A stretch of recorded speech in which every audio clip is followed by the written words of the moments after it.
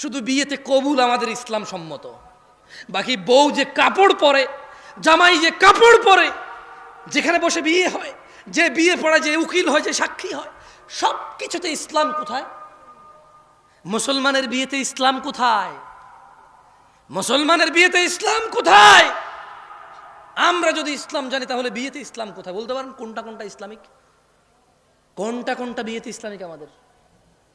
আজকে এখানে আপনার উপস্থিতিতে আপনি নিজে কয়টা ইসলাম আছে আপনার মাঝে, আমার মাঝে? কয়টা আছে? এই আয়োজক ছেলে আমাকে ফোন করেছে, বলো যে ভাই আপনি আসতে হবে, আপনার নামই করছে। আমি বলছি আমি ওয়াজ নেওয়ার সময় বলছি আমি পারলে আর নাহলে আসবো না, ফোন রাখো, তোমার থেকে কি আমি ওয়াজ দিয়েছি নাকি? আমার নম্রতা কোথায় ছিল ওর সাথে? ও তো কত সুন্দর আয়োজন করেছে, কত কষ্ট করেছে ও, কিন্তু আমি কি ওর দুঃখ বোঝার চেষ্টা করছি? হয়তো করিনি তখন। আর তখন আমার রাইট নিয়ে আমি চিন্তায় ছিলাম যে দূর ভাইয়া, আমি তো বলছি, তুমি কেন ফোন দিচ্ছ আমাকে? কোথায় আমাদের ইসলাম? আমরা তো নিজেরাই দিনে 10টা ভুল করি, নিজেরাই দিনে 100 ভুল করি, 500 ভুল করি। তিনি সাল্লাল্লাহু আলাইহি সাল্লাম বলেছে, এই ছোট ভাই তুমি কেন দাড়ি কাটো? বলতে পারো? বলতে পারো তুমি কেন দাড়ি কাটো? তুমি জানো না। Maybe you look nice, you think like that. তোমার একটা চিন্তা, এটা জাস্ট তোমার একটা ধারণা। মেবি তুমি বৃদ্ধ দেখতে চাও না নিজেকে, দাঁড়িয়ে রাখলে বুড়া বুড়া মনে হয়, হয়তো তোমার মাথায় এটা ঢুকছে পোকা। Otherwise what else? আর কি মানে, আর কি হতে পারে এখানে? পারপাস কি হতে পারে দাড়ি কাটার? মানে কি? জ্ঞান বেড়ে যায়, উচ্চতা বেড়ে যায়, বংশমর্যাদা পরিচয় চেঞ্জ হয়ে যায়, চাকরি হয়ে যায়, হোয়াট? তুমি প্রতি বৃহস্পতিবার রাতে কাটো শুক্রবারকে উদ্দেশ্য করে, তুমি বিয়েতে যাওয়ার আগের দিন কাটো, তুমি বেড়াইতে যাওয়ার আগের দিন কাটো, তুমি শহরে যাওয়ার আগের দিন কাটো, তুমি বাড়িতে ফেরার দিন কাটো। কেন ভাই? তুমি নিজে জানো না। ইসলামের সূচনা হয়েছিল কি অবস্থায়? সবাই বলেন, ইসলামের সূচনা হয়েছিল কি অবস্থায়?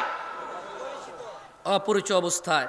আল্লাহ নবী সাল্লাল্লাহু আলাইহি সাল্লাম বলছেন, বাদা আল ইসলামু গরীবা, ইসলামের সূচনা হয়েছিল অপরিচিত অবস্থায়। ওয়া সায়াউদু কামা বাদা গরীবা, অচিরেই, নিকটে, শীঘ্রই এটা আবার আগের মতো অপরিচিত হয়ে যাবে। খুব শীঘ্রই ইসলামটা ঠিক আগের মতো অপরিচিত হয়ে যাবে।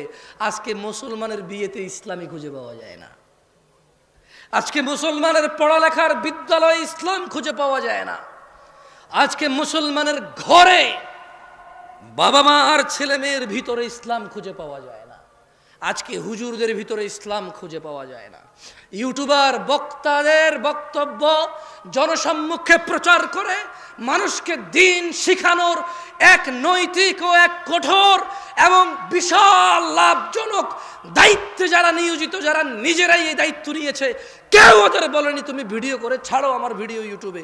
নিজে নিজে দায়িত্ব নিয়েছে দিন প্রচারের, অথচ প্রচার করে শুধু যতটুকু ভেজাল, যতটুকু ভুল, যতটুকু বেশি মানুষ দেখবে ততটুকু, যতটুকু ইসলাম অতটুকু নয়।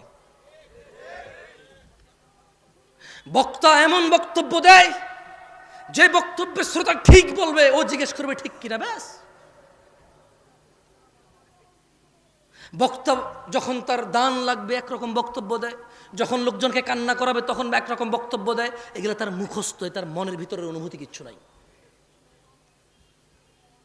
আমি এখানে ওয়াজ করতে আসছি, আপনারা শুনতে আসছেন, কত নবী রাসূল কিয়ামতে উঠবে যাদের উম্মতি থাকবে না হয়তো, অথচ আপনারা এতজন মানুষ আসছেন, স্টিল আমি আপনাদেরকে ধমক দিয়ে কথা বলতেছি। ওয়াই? এটা তো আল্লাহর পক্ষ থেকে নিয়ে আমার যে আলহামদুলিল্লাহ আমি দুটো কথা বলবো, মানুষগুলো শুনতে আসছে ইসলাম। আমার উচিত ছিল আপনাদের সাথে আরো সুন্দর, আরো মোলায়ন, আরো কোমলতা দিয়ে কথা বলা। কোথায় পারলাম আমি আমার কোমলতা? মনে হচ্ছে যেন আপনারা আসছেন এটা ঠেকায় পড়ছেন, আমি এক বেটা আসছে কই থেকে বিমানে চড়ে, আমি কোথায় আমার নম্রতা? আমি তো আসলে শঙ্কিত আমাকে নিয়েই। আপনাদের কি ওয়াজ করবো আমি? আমি আমাকে নিয়েই চিন্তিত। আল্লাহ তাআলা আমাকে ক্ষমা করুক, আপনারাও আমাকে মাফ করে দিন যদি ধমক দিই আমি আপনাদের। আমি হয়তো কথা বলার ফ্লো, আমার হয়তো স্বভাবগত জাত একটু চঞ্চল আমি ভাই, বুঝছেন? হাত পা নড়ে চড়ে, মাথা মুথা গরম হয়ে যায় যখন উল্টাপাল্টা কিছু, মানে বাস্তবতার হাদিস একরকম, কোরআন একরকম, একটু গরম হয়ে যায়। আমি এর জন্য আন্তরিকভাবে ক্ষমা চাই। আপনারা আমার ভাই, আপনারা আল্লাহকে ভালোবেসে আসছেন, আপনারা নিজেরা টাকা খরচ করে আমাকে এখানে দাঁড় করাইছেন কথা বলার জন্য। এটা কত বড় নেয়ামত আল্লাহর পক্ষ থেকে আমার জন্য, অথচ আমি কিনা আপনাদের সাথে সুন্দর ব্যবহার করতে পারছি না। আমার মনে হচ্ছে যেন আমি মালিক হয়ে গেছি, কিনে ফেলছি আপনাদের, আমি একটা কিছু হয়ে গেছি। আল্লাহ আমাকে ক্ষমা করুন, আপনারা আমাকে মাফ করে দিন। কেমন?